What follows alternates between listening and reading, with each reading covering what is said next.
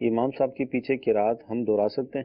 نہیں جی، احناف کے نزدیک جو حکم ہے احادیث طیبہ کی روشنی میں اور قرآن پاک کی آیت کی روشنی میں کہ وَإِذَا قُرِئَ الْقُرْآنُ فَاسْتَمِعُوا لَهُ وَأَنصِتُوا لَعَلَّكُمْ تُرْحَمُونَ، کہ جب قرآن پڑھا جائے تو خاموش رہو اور توجہ کے ساتھ سنو تاکہ تم پر رحم کیا جائے۔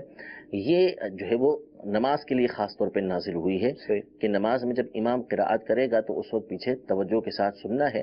اسی طرح احادیث طیبہ کے اندر یہ موجود ہے کہ جس کا کوئی امام ہے تو امام کی قراءت اسی کے لیے قراءت ہے۔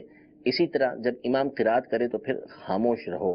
تو احادیث طیبہ کی روشنی میں احناف کے نزدیک حکم یہ ہے کہ امام کے پیچھے قراءت نہیں کی جائے گی، خاموش رہا جائے گا۔ ٹھیک ہے، لیکن دیگر تسبیحات وغیرہ؟ دیگر تسبیحات جیسے مثال کے طور پہ پہلی رکعت میں ثنا پڑھنا ہے تو وہ بھی پڑھی جائے گی، یوں ہی رکوع کی تسبیح بھی پڑھی جائے گی کیونکہ وہاں تلاوت نہیں ہو رہی۔ اسی طرح سجدے کی تسبیح بھی پڑھی جائے گی، التحیات پڑھنا بھی واجب ہے، ضروری ہے کہ وہ پڑھی جائے گی۔